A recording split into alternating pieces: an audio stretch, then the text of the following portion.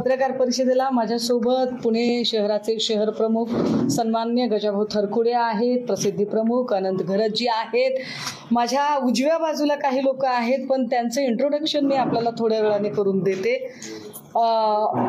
काल फलटणमध्ये माननीय मुख्यमंत्री देवेंद्र फडणवीस गेले आणि त्यावेळेला ते तिथे त्यांनी रणजित सिंह नाईक निंबाळकर यांना क्लीन चिट दिली। आम्हाला कळलं नाही की ही क्लीन चिट त्यांनी नेमकी कोणत्या आधारावर दिलेली आहे आणि त्यात त्यांनी असं म्हटलं की रणजित सिंह नाईक निंबाळकर जर दोषी असते तर मी त्यांना नक्कीच सोडलं नसतं। त्यांनी असं कित्येक लोकांना सोडलेलं आहे आणि त्याचे एपिसोड मी आजपासून सुरू करते। 2 दिवसांनी मी अजून एक महत्त्वाचा की देवेंद्रजींच्या ताफ्यात असणारा, देवेंद्रजींच्या छत्रछायेखाली असणारा केवढा मोठा गुंड देवेंद्रजी, ज्याच्यावरती किमान 100-150 केसेस आहेत, असा माणूस देवेंद्रजींच्या सोबत कसा फिरतो हेही मी 2 दिवसांनी पूर्ण पुराव्यांसकट सांगेल। पण तुर्तास ही सुसाईड नोट आहे, जी सुसाईड नोट सगळीकडे फिरली, संपदा मुंडेची जी सुसाईड नोट फिरली त्याच्यामध्ये हातावर तिची सुसाईड नोट आणि दुसरं हे पत्र, जे पत्र तिने इन्क्वायरीच्या संदर्भाने लिहिलेलं होतं। या पत्राचा जर हँडरायटिंग बघितलं तर संपदाची बहीण असं सांगते की हे हँडरायटिंग आणि तिच्या हातावर लिहिलेलं हँडरायटिंग याच्यात फरक आहे आणि ते हस्ताक्षर हे अजिबात संपदा मुंडेचं हस्ताक्षर नाही। हा पहिला मुद्दा। दुसरं असं की या सगळ्यांच्या मध्ये गोपाल बदने आणि प्रशांत बनकर या 2 लोकांची नावं घेतली गेली। गोपाल बदने आणि प्रशांत बनकर ही 2ही माणसं हजर झाली। मला कायम प्रश्न पडतोय की जेव्हा कधी एखादी हाय प्रोफाईल केस असते तेव्हा हाय प्रोफाईल केस मधला जो कोणी गुन्हेगार आहे, आरोपी आहे, तो स्वतःहून कसा काय तिकडे हजर होतो। एकाही हाय प्रोफाईल केस मधल्या गुन्हेगाराला किंवा आरोपीला पोलिसांनी अजिबात अटक केलेली नसते। हे फार विशेष आहे। हे नोंदवावं लागेल पुन्हा पुन्हा की जेव्हा संतोष देशमुख खून खटला झाला तेव्हा त्याच्यामध्ये वाल्मिक कराड स्वतःहून हजर, प्रशांत कोरटकर अजिबात महाराष्ट्र पोलिसांनी त्याच्यावर कारवाई केलेली नाही, त्याला बाहेरच्या लोकांनी, कर्नाटक तेलंगणाच्या लोकांनी अटक केलेली होती। अशी कितीतरी आपण गुन्हे सांगू शकू की हाय प्रोफाईल केस असेल तर आरोपी स्वतःहून अटक होतो। याचा अर्थ काय? आधी 2 दिवस यांची सगळी व्यवस्थित मॅनेजमेंट होते का? आधी व्यवस्थित बाहेर येऊन बोलाचाली होते का की आम्ही आता हजर होणार आहोत आणि हजर झाल्यानंतर मग आम्हाला तुम्ही कसं बाहेर काढणार आहात ते काढा? कारण ज्या पद्धतीने प्रशांत बनकर आणि गोपाल बदने हे हजर झाले, त्यांच्या हजर होण्याच्या मागे आम्हाला खूप साऱ्या गोष्टी संशयास्पद वाटतात।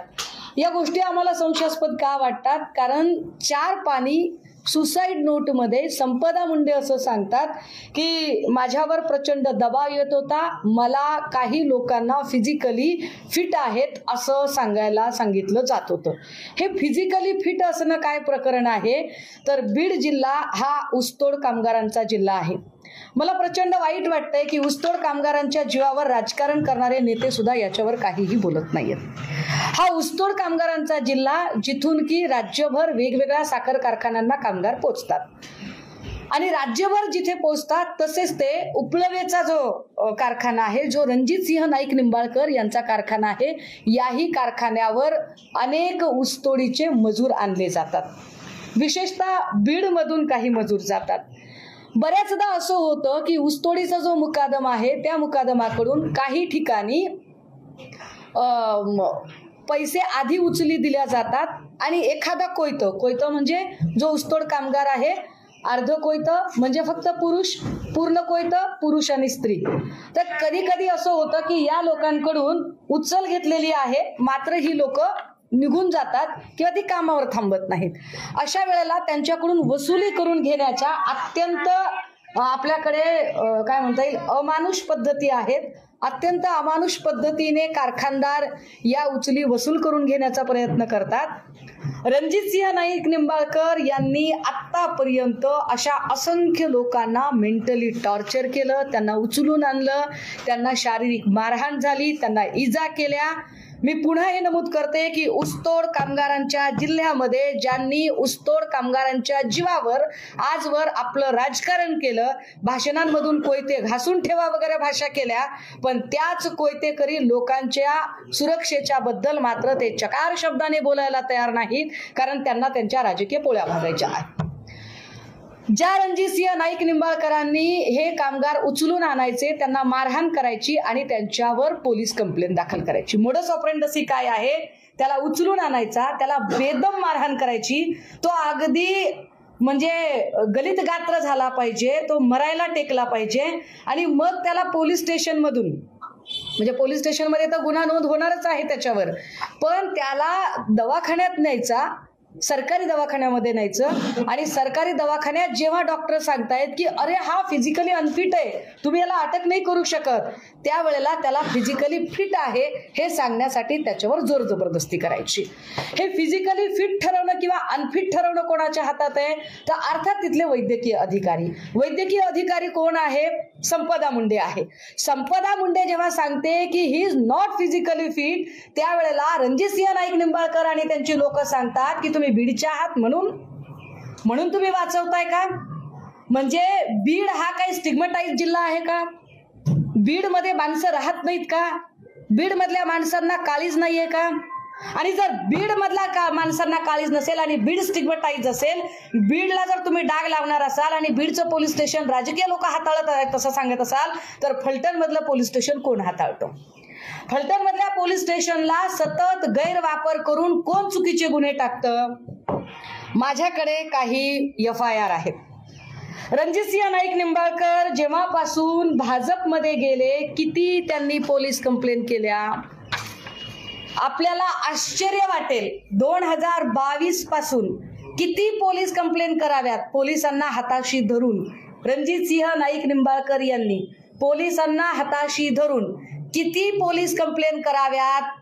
1, 2, 3, 5, 10, 25, 50, 75, 100, 125, 277 पोलीस कंप्लेंट केल्या. होय दादा, शॉकिंग आहे ना? 277 पोलीस कंप्लेंट रणजितसिंह नाईक निंबाळकर यांनी पोलिसांना हाताशी धरून केल्या आणि ज्याच्यामध्ये पोलिसांनी काय पद्धतीने लोकांना त्रास दिला, माझ्याकडे त्या प्रत्येकाची यादी आहे. माझ्याकडे याच्यातला ताई हे जरा कागद बघा, सॉर्ट करा.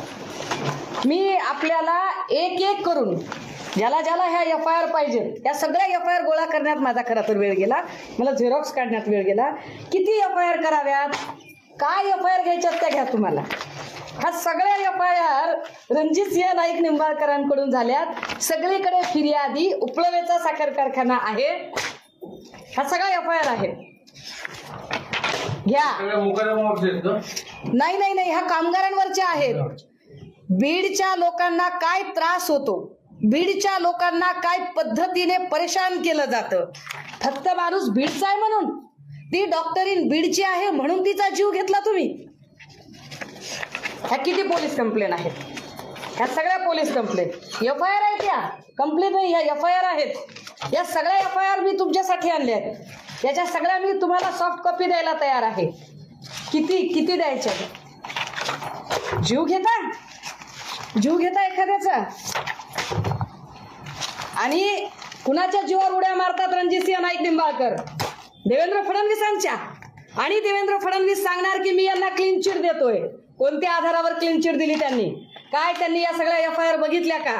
अरे एका दिवशी 14 FIR दाखल झाल्यात. कोण पोलीस अधिकारी आहे ते? तो महाडिक कोण आहे? तो राहुल धस कोण आहे? बदने कोण आहे? जायपात्रे कोण आहे? हे सगळे पोलीस अधिकारी. तुम्ही म्हणता ना की बीड मधले पोलीस अधिकारी एकाच ठिकाणी ठेवले जातात. फलटण मध्ये काय चाललंय? मला बीडशी काही घेणं देणं नाही, मला बीडच्या राज्यकर्त्यांशी पण काही घेणं देणं नाही. माझं स्पष्ट म्हणणं आहे की बीडच्या राज्यकर्त्यांनी सुद्धा ऊसतोड कामगार आणि त्यांच्या मतांचा गैरवापर केलेला आहे. त्यांनी त्यांच्या कल्याणाचा विचार केला नाही. पण यामुळे बीडमध्ये जो ऊसतोड कामगार आहे त्यांचा प्रश्न इथं ऐरणीवर आलाय की काय हलाकीचं आणि गुलामांचं जगणं ते जगताहेत. अरे माणसं बॉयलर मध्ये उचलून टाकली राव. उचलला माणूस आणि बॉयलर मध्ये टाकून दिला, मरून गेला माणूस. त्याची दाद फिर्याद नाही काही. बरं, आता हे सगळं चालू असताना ही मोडस ऑपरेंडसी आहे की पोलीस स्टेशन हाताशी धरायचं, वाटेल तेवढे गुन्हे दाखल करायचे, मारहाण करायची, अगदी पोलीस स्टेशनमध्ये जाऊन पण कधी कधी मारहाण करायची आणि त्याला परत आपल्या कारखान्यावर आणायचं. पण परत कारखान्यावर आणताना डॉक्टर कसा काय डिस्चार्ज करेल? डॉक्टर तर म्हणेल की ही इज नॉट अनफिट.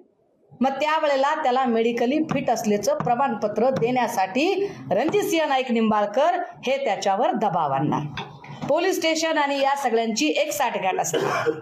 आमचे प्रश्न काही निर्माण होतात की एक महिला डॉक्टर अर्ज करते, ती सांगते की मला अनफिट माणसाला फिट असायला सांगितलं, मी त्या माणसाला 2D इको करायला सांगितलेली आहे, तो 2D इको करायला जाणार होता, त्याचा 200च्या वर BP होता आणि मी आर्ग्यू करते, मी वाद घालते, मी काम करत नाही असं म्हणून माझी तक्रार केली गेली. डिपार्टमेंटकडे तक्रार केली गेली. मी डिपार्टमेंटला विचारलं की अरे माझ्याबद्दल काय नेमकी तक्रार आहे, तुम्ही काय कारवाई केली ती मला सांगा. आणि ती कारवाई अजिबात सांगितली जात नाही की कोणती कारवाई झालेली आहे. त्यानंतर ती वैतागते. आपण सगळे पत्रकार असण्यापेक्षा माणूस आहात, म्हणजे मला फार चिडचिड याच्यासाठी होते की वैशाली हगवणे प्रकरणात पण हेच झालं होतं. हगवणे प्रकरणात त्या माऊलीने आत्महत्या केली आणि तिचं कॅरेक्टर असोसिएशन केलं. वैष्णवी हगवणे प्रकरणातही तिचं कॅरेक्टर असोसिएशन केलं. सेम मोडस ऑपरेंडसी आता करताय. सेम आताही संपदा मुंडेचं कॅरेक्टर असोसिएशन करण्याचा प्रयत्न केला जातोय. तिचं चारित्र्य ठीक नव्हतं, ती कोणाला तरी भेटत होती, तिचे काय संबंध होते, असा गलिच्छपणा चाललेला आहे. लाज वाटली पाहिजे या सगळ्यांना की तुम्ही एखाद्याच्या मेल्यानंतर तुम्ही त्याचं कॅरेक्टर असोसिएशन करताय. बरं, साधा प्रश्न आहे माझा की एखाद्या गावात जेव्हा आम्ही राहतो आणि त्या गावात आमचं घर असतं त्यावेळेला आम्ही त्याच गावात हॉटेल घेऊन राहत नाही. संपदा मुंडे रात्री 1 वाजता त्या हॉटेलमध्ये गेलीच कसं काय? ताई हॉटेलचा फोटो द्या मला जरा. संपदा मुंडे त्या हॉटेलमध्ये गेली कशी काय? हे हॉटेल आहे, हॉटेल मधुदीप. या हॉटेलमध्ये रात्री 1 वाजता संपदा मुंडेला एंट्री का दिली? एकट्या महिलेला हॉटेल मिळतं असं मला तरी माहित नाही.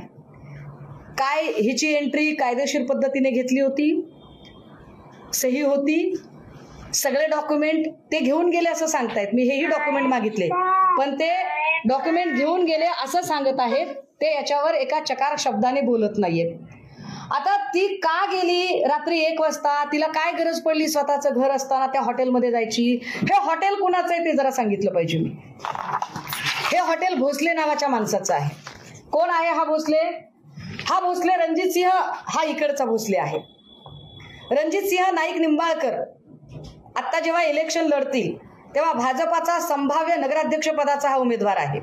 याच्या बाजूला अजून एक माणूस आहे, यांचं नाव आहे जयकुमार गोरे. काल जयकुमार गोरे त्यांच्या स्टेजवर होते. जयकुमार गोरेवरही एका महिलेने फार आरोप केलेले आहेत. लक्षात घ्या, जयकुमार गोरे बाजूलाच राहतात. जयकुमार गोरे, भोसले, रणजितसिंह नाईक निंबाळकर सगळे एका फ्रेम मध्ये दिसत आहेत आणि या माणसाचे हे हॉटेल आहे. ये रिश्ता क्या कहलाता है. का या हॉटेलवर बोलावलं होतं? हॉटेलवर बोलावलं होतं की गेली होती? हॉटेलवर बोलावलं असेल तर कशासाठी बोलावलं होतं? जर तिची बहीण सांगते की ते हस्ताक्षर तिचं नाहीच आहे तर तिच्या हातावर कुणी लिहिलं? काय संपदा मुंडेचा जीव गेला का? काय संपदा मुंडेची हत्या झाली का? संपदा मुंडेने आत्महत्या केली की संपदा मुंडेने हत्या केली? हत्या झाली. तुम्ही म्हणाल की मी डायरेक्ट आत्महत्या आणि हत्या यावर का बोलतेय? मी यावर आपल्याला 2 व्हिडिओ दाखवले पाहिजेत. जर आपल्याला आठवत असेल याच्या आधी एक काय म्हणता येईल त्याला, साधारणतः 2 वर्षांपूर्वी ननावरे नावाचं नाव तुम्हाला आठवत असेल. नंदकुमार ननावरे. कोण नंदकुमार ननावरे? आमदार कलानी यांचा पीए. नंदकुमार ननावरे आणि त्यांची बायको हे प्रचंड त्रस्त झाले आणि त्रस्त होऊन त्यांनी सांगितलं की बाबा आमचं कुणीच ऐकून घेत नाहीये आणि आमच्याकडे आत्महत्या करण्याशिवाय काहीही पर्याय नाहीये. हा आहे नंदकुमार ननावरे.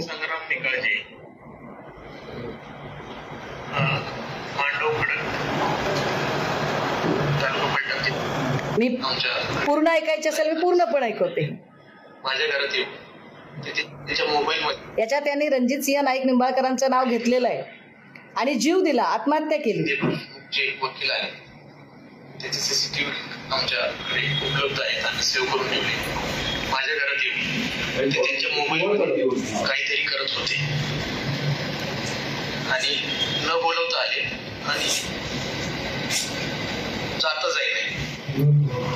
त्यामुळे माझ्या घरात हा व्हिडिओ सगळीकडून काढून टाकलेला आहे, हे फार विशेष आहे. त्यांनी काहीतरी हा व्हिडिओ युट्यूबवर शिल्लक ठेवला नाही. देशमुखांचे वडील. त्यामुळे आम्हाला त्याच्या म्हणजे इतक्या पद्धतशीरपणे टॉर्चर केलंय आणि इतकं फुल प्लॅन केलेलं असल्यामुळे आणि त्याच्यामुळे आता आम्हाला आत्महत्या करण्याशिवाय पर्याय उरलेला नाही. दुसरं बाकी इतर गुन्ह्याबद्दल मला जास्त काही बोलायचं नाही. बाकी चौकशी व्हावी, परंतु मूळ जो आहे तो संग्राम निकाळजे, त्याला मदत करणार नाही. परत एकदा ऐका. मला जास्त काही बोलायचं नाही. बाकी चौकशी व्हावी, परंतु मूळ जो आहे संग्राम निकाळजे आणि रणजितसिंह नाईक निंबाळकर. आता या माणसाला, हा माणूस मरून गेला, दोघा नवरा बायकोनी आत्महत्या केली, पण दोघांनी आत्महत्या केल्यानंतरही यांना बिचाऱ्यांना काही न्याय मिळालाच नाही. मग याचा भाऊ धनंजय ननावरे पुढे आला. हाही व्हिडिओ आपण सोशल मीडियात बघितला असेल की धनंजय ननावरे पुढे येतो आणि तो सांगतो की माझं म्हणणं ऐकून घेतलं जात नाही. जोपर्यंत माझं म्हणणं ऐकून घेतलं जाणार नाही तोपर्यंत मी माझा रोज एक अवयव कट करेल आणि देवेंद्र फडणवीसांना भेट देईल. आणि तो स्वतःचा एक बोट कापतो, व्हिडिओ बनवतो आणि तो म्हणतो की हे बोट घ्या माझं फडणवीस साहेब. काल फडणवीसांनी क्लीन चिट दिली ना, फडणवीसांनी ज्यांना क्लीन चिट दिली तो माणूस चक्क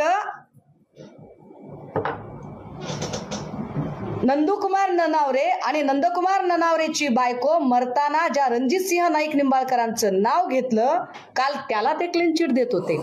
त्याचा भाऊ याने सोशल मीडियाच्या समोर येऊन, तोही व्हिडिओ आहे माझ्याकडे, तोही पाठवते मी आपल्याला, की तो आपलं बोट तोडून घेतो, एक अवयव तोडतो. त्याचे व्हिडिओ सोशल मीडियात व्हायरल होतात आणि नंतर चौकशी लागते, पण चौकशीत फक्त बालाजी किनीकरचं नाव घेतलं जातं. रणजितसिंह निंबाळकर मात्र वाचतात. बालाजी किनीकर शिंदेचे आमदार आहेत. काय म्हणजे आपल्या सत्तेचा गैरवापर करणारे. यांची मोडस ऑपरेंडसी आहे की पोलीस स्टेशनला हाताशी धरायचं. जो कोणी आपल्या डोक्याच्या वर जातो किंवा जो कोणी आपलं ऐकत नाही त्यांना आपण पाहिजे त्या पद्धतीने त्यांना दाबत राहायचं.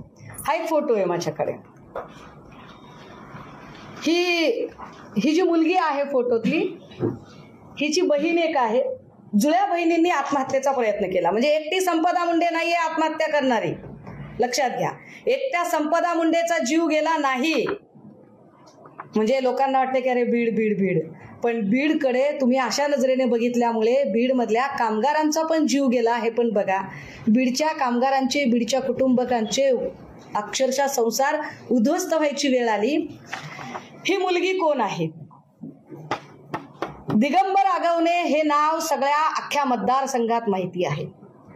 फलटण मतदारसंघामध्ये ही जी मुलगी आहे, ही मुलगी आणि हिची बहीण दोघींनी आत्महत्येचा प्रयत्न केला. वेळेत उपचार मिळाल्यामुळे या दोघींचा जीव वाचला. आत्महत्येचं कारण काय बाई सांग तुझं नाव. नमस्कार. ज्या मुलीने आत्महत्येचा प्रयत्न केला ती मुलगी पुढे आहे. रणजितसिंह नाईक निंबाळकर यांनी किती लोकांचे बळी घेतलेत ऐका. नमस्कार, मी वर्षा दिगंबर आगवणे. दिगंबर आगवणेंची माईक इकडे ठेवायचे. एकच हे गंभीर प्रकरण आहे दादा.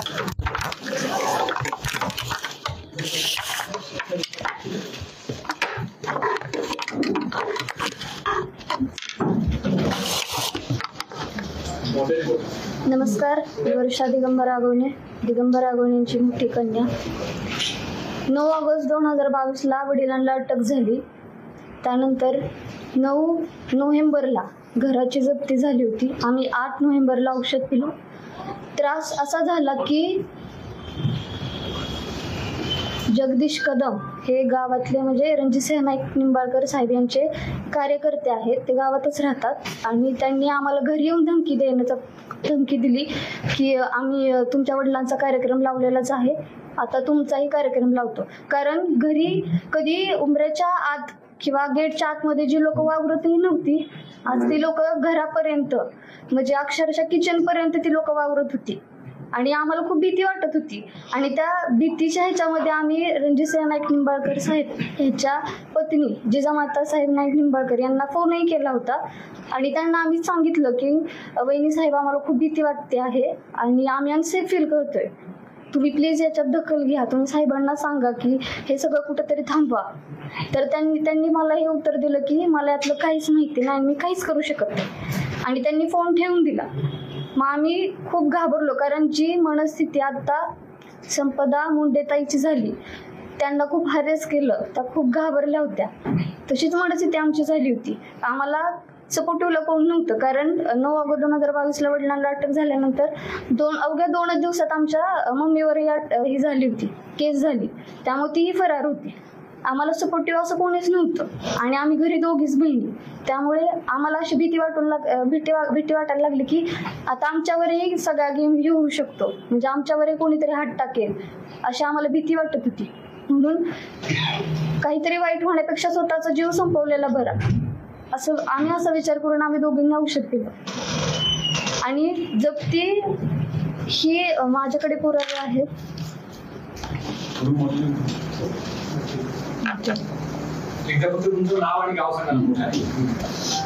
माझं नाव वर्षा दिगंबर आगवणे, मी फलटणची. आगवणे हे सेंट्रल बँक ऑफ इंडिया हे सगळे प्रॉपर्टी आहेत ज्या की तारण नाहीयेत, त्या सुद्धा सील केल्या गेल्या आहेत, हे सगळे आहेत. हा विषय असा आहे, दिगंबर आगवणे आणि रणजितसिंह नाईक निंबाळकर यांची अनेक व्यवसायांमध्ये भागीदारी होती. दिगंबर आगवणेला न सांगता रणजितसिंह नाईक निंबाळकर यांनी त्यांच्या अनेक प्रॉपर्टी बँकेला तारण ठेवल्या आणि या सगळ्यांच्या संबंधाने ज्या माणसाला माहीत नाहीये त्या माणसावरती केसेस दाखल झाल्या. किती केसेस दाखल झाल्या? एका माणसावर किती केस दाखल व्हाव्या? पोलीस स्टेशनचा गैरवापर काय असतो? रणजितसिंह नाईक निंबाळकर यांना कोण खाणार आहे? मला प्रश्न हा पडलाय. रणजितसिंह नाईक निंबाळकरांना सिक्युरिटी कशासाठी दिली आहे? देवेंद्र फडणवीसांनी याची उत्तरं दिली पाहिजेत की रणजितसिंहला मुळात सिक्युरिटी कशासाठी आहे? कुणापासून भीती आहे रणजितसिंह नाईकांना की एका पडेल खासदाराला तुम्ही एवढी सिक्युरिटी दिलेली आहे?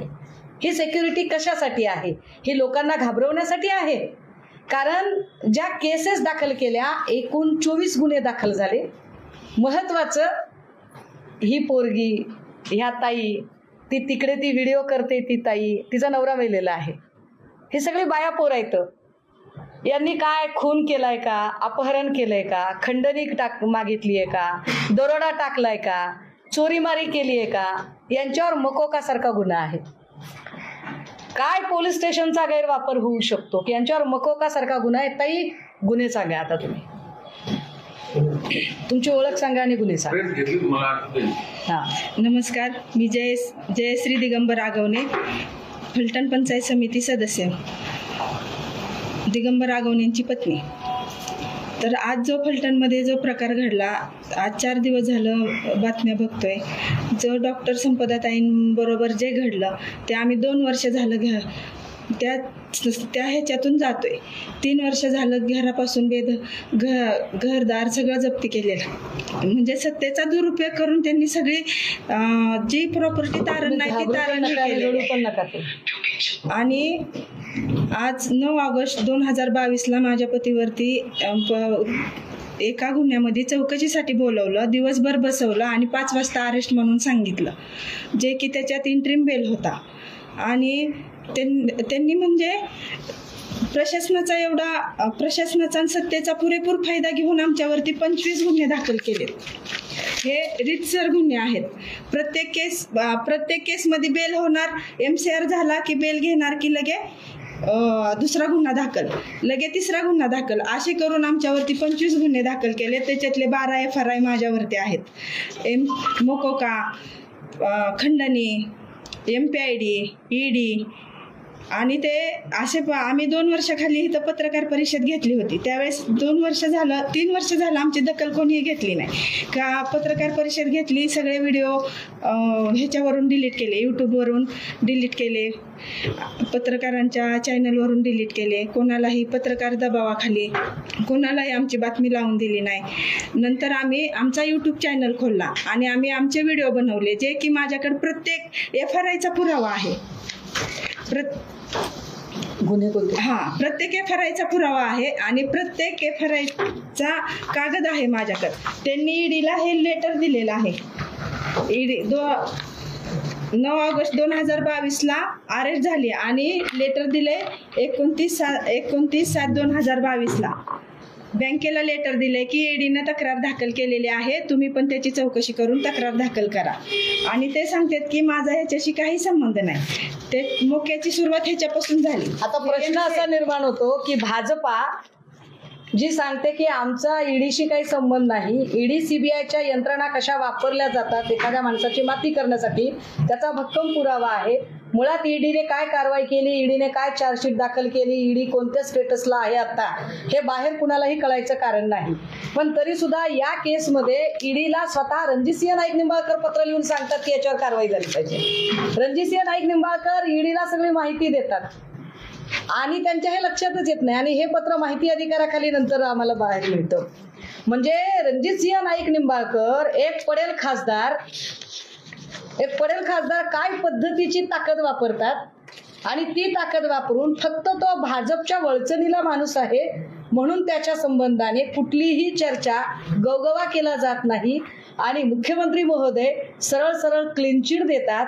मुख्यमंत्र्यांची कालची क्लीन चिट म्हणजे पोलिसांनी तपास थांबवावा याचे एका अर्थाने अलिखित संकेत आहेत. हे अलिखित संकेत का दिले जातात? प्रश्न असा निर्माण होतोय की ज्या संपदा मुंडेंचा जीव गेलेला आहे, आमचा पहिला तर हा त्याच्यातला प्रश्न आहे की संपदा मुंडेचा मुळात आत्महत्या झाली की हत्या झाली. आम्हाला दाट संशय आहे की संपदा मुंडेची हॉटेलवर बोलून हत्या झालेली आहे. संपदा मुंडेंची हत्या करण्यामध्ये फक्त गोपाल बदने आणि प्रशांत बनकरच आहे की अजून कुणी लोक आहेत? हे 2च चेहरे आपल्याला दिसत आहेत. पण बाकीचे म्हणजे ज्यांची नावं मी मगाशी घेतली, या सगळ्या लोकांच्या चौकशा झाल्या पाहिजेत. ज्या चौकशांमध्ये मी कदाचित ती नावं विसरून जाईल म्हणून मी काही नावं मगाशी घाईघाईने लिहिली होती की ही जी सगळी नावं आहेत यांच्यामध्ये काय त्या सगळ्या लोकांना भाऊबीजेचा दिवस होता, त्याच्या 3 दिवस आधी संपदा मुंडे आपल्या बहिणीला सांगते की माझं कास्ट सर्टिफिकेट व्हेरीफाय करायचंय, ते कास्ट सर्टिफिकेट घेण्यासाठी मी येणार आहे. म्हणजे जी पोरगी पुढच्या 8 दिवसाच्या तिच्या कामांचं प्लॅनिंग करते ती पोरगी जीव कसा काय देऊ शकते? मुद्दा क्रमांक 1. दुसरं असं की ती आत्महत्या नसून हत्या आहे असं आम्हाला का वाटतं, तर तिची बहीण सांगते की ते हस्ताक्षर जुळत नाही. तिसरं असं की हॉटेलमधून हॉस्पिटलमध्ये तिला नेण्याची एवढी, एक तर ती हॉटेलमध्ये कशी सापडली, चौथं तिचे नातेवाईक आलेले नव्हते तोपर्यंत तिची डेड बॉडी उचलण्याची घाई का केली? का तिची डेड बॉडी उचलली? की फक्त ती बीडची आहे म्हणून, तिचं आडनाव मुंडे आहे म्हणून? म्हणजे एक मुंडे आडनाव जर तुम्हाला कुठेतरी आरोपांच्या कक्षेत सापडलं तर तुम्ही सगळ्या मुंडेंकडे तसंच बघणार का? तुम्ही सगळ्या वंजारी समाजाकडे तसंच बघणार का? माफ करा, मी कधी जातीचं राजकारण करत नाही, पण ज्या पद्धतीने एका मुलीचं कॅरेक्टर असॅसिनेशन केलं गेलं, मला आश्चर्य वाटतंय की काही पत्रकार बूम घेऊन जात आहेत आणि बदनेच्या कुटुंबाचे इंटरव्ह्यू करतात.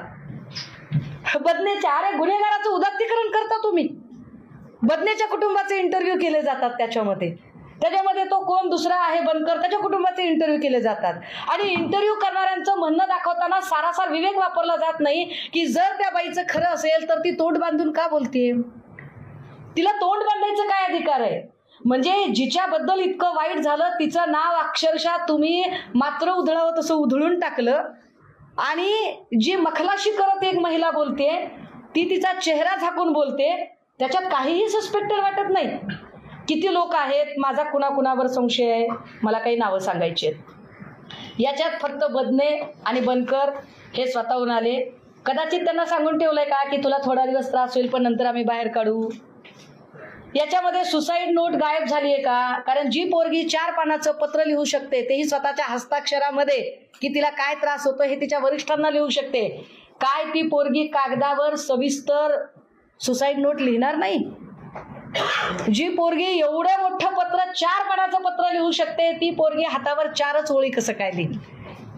आणि तेही तिच्या हस्ताक्षरात नाही असं सांगितलं जाते. हँडरायटिंग वेगळी सांगितलं जाते. बनकर आणि बदने दोन्ही प्रकरण पूर्णतः वेगळे आहेत का? यांची नावं टाकून दिशाभूल करण्यात आली आहे का? खरा तपास त्या 4 पानी खुलासा पत्रावरून व्हावा. रणजितसिंह नाईक निंबाळकर चौकशीच्या कक्षेत आलेच पाहिजेत. कारण रणजितसिंह नाईक निंबाळकरांच्या संबंधाने मी एक नाही अनेक प्रकरणं सांगितली आहेत. एवढ्या सगळ्या FIR ज्या दाखल झाल्या, ज्या बीडच्या ऊसतोड कामगारांवर दाखल झाल्यात, हे सगळ्या त्या आहेत. या सगळ्यांच्या सॉफ्ट कॉपी मी द्यायला तुम्हाला तयार आहे. मी नंदकुमार ननावरेचं प्रकरण सांगितलं, ज्याच्यात आत्महत्या करण्याच्या आधी त्याने रणजितसिंह नाईक निंबाळकरांचं नाव घेतलं, पण रणजितसिंह वाचले त्याही वेळेला. मी आत्महत्येचा प्रयत्न केलेल्या दोन्ही पोरी आगवणेंच्या, त्या पोरी इथे हजर केल्या आहेत. ज्या पोरींच्यावर अक्षरशः त्यांच्या अंगावर हात टाकला जाईल इथपर्यंत त्यांच्या मनामध्ये दहशत निर्माण केली. आपल्या घरात आपली आई नाही, बाप नाही, आपल्या आई बापांनाही देशोधडीला लावले. आता आपण जर आपल्या आबरूवर जर हात टाकला तर काय करावं, त्यापेक्षा आपण मेलेलं बरं असं म्हणून 2 पोरी आत्महत्येचा प्रयत्न करतात. याबद्दल काय? याच्यामध्ये रणजितसिंह नाईक निंबाळकरांचे 2 PA रोहित नागटिळक, राजेश शिंदे चौकशीच्या कक्षेत आले पाहिजे. डॉक्टर अंशुमन धुमाळ, जो अंशुमन धुमाळ हा तिथला हेड आहे, ज्या डॉक्टर अंशुमन धुमाळकडे तक्रार केलेली होती, ज्याला माहीत होतं. तत्कालीन DYSP राहुल धस, हे राहुल धस सुद्धा चौकशीच्या कक्षेत आले पाहिजे. यांच्याकडे 3 वेळा संपदाने तक्रार केलेली आहे.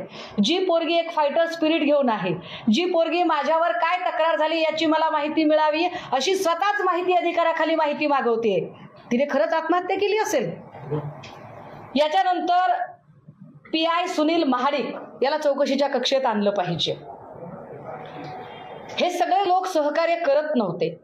फलटण ग्रामीणचे परत API जायपात्रे, PSI पाटील यांना का चौकशीच्या कक्षेत आणायचे? तर API जायपात्रे आणि PSI पाटील हे दोघेही जण तिला कायम तू बीडची आहेस, तू गुन्हेगारांच्या जिल्ह्यातली आहेस असं म्हणून तिला मेंटली टॉर्चर करत होते. API जायपात्रे आणि PSI पाटील यांच्याबद्दल सदरील महिलेने अनेकांना त्या संबंधाने माहिती दिली होती आणि तिची ती माहिती त्या 4 पानी पत्रामध्येही आहे, ज्यात ती सांगत आहे की मी बीडची आहे म्हणून मला त्रास होत होता. म्हणजे की तू बीडची आहेस, तू गुन्हेगारांच्या जिल्ह्यातली आहेस, तुझा आडनाव मुंडे आहे, त्यामुळे तुझं म्हणणं कुणी खरं धरणार नाही आणि तुझं काही झालं तरी तुझ्याकडे कुणी बघणार नाही, तुला कुठलीही सहानुभूती मिळणार नाही. दादा हो, हे गंभीर आहे. अमुक एका जिल्ह्यातलं कुणीतरी येतं आणि त्याचा जीव चालला तरी तुला सहानुभूती मिळू शकत नाही, कारण तुझा जिल्हा इतका बदनाम झालेला आहे, तुमची माणसं इतकी बदनाम झालेली आहेत, तुमचं आडनाव इतकं बदनाम झालेलं आहे की तुम्हाला कुठलीही सहानुभूती मिळणार नाही. अशा पद्धतीने जर मांडणी केली तर आपल्याला कुठूनही न्याय मिळणार नाही. अगतिक झालेली पोरगी काय करेल? तिने आत्महत्या केली तरी हे सगळे लोक जबाबदार आहेत, पण मला ठाम विश्वास आहे की याच्यात काहीतरी गौडबंगाल आहे, याच्यात काहीतरी वेगळं शिजलेलं आहे.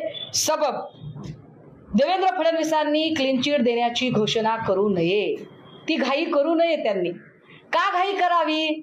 म्हणजे देवेंद्रजींना ज्यांना वाचवायचं असतं त्यांच्याबद्दल आणि ज्यांना बुडवायचं असतं त्यांच्याबद्दलही ते घाई करतात. मी आठवण करून दिली पाहिजे. किरीट सोमय्याबद्दल त्यांनी घाईघाईने येऊन सांगितलं की व्हिडिओ खरे आहेत. पोलिसांनी विचारलं नव्हतं की व्हिडिओ खरे आहेत का खोटे आहेत, पत्रकारांनी विचारलं नव्हतं की किरीटचे व्हिडिओ खरे आहेत का खोटे आहेत, पण किरीट सोमय्याला खड्ड्यातच घालायचा होता म्हटल्यावर घाईघाईने फडणवीस पुढे आले आणि सांगितलं की व्हिडिओ खरे आहेत.